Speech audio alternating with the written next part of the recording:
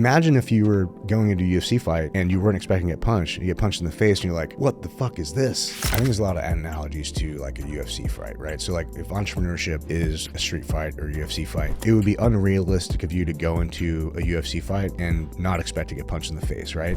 But if you go in there, first time you punch in the face, you're like, okay, wasn't as bad as I thought. Yeah, I'm gonna try to slip the next one. You know what I mean? Yeah. And you try to not to get punched in the same way at the same time. But imagine if you were going into a UFC fight and you weren't expecting to get punched, you get punched in the face and you're like, what the fuck is this? I mean, your whole world would crumble. So I think if people understand how truly hard entrepreneurship is, they would have a better success rate, because the first time they get punched in the face, they're not going to be surprised by it. Be like, oh, this is just the way it goes. So like entrepreneurship is hard, and this is a fight every day, and sometimes you win, sometimes you lose. If you just learn and keep going, you'll eventually get to where you want to go, or pretty close, or some level of, success.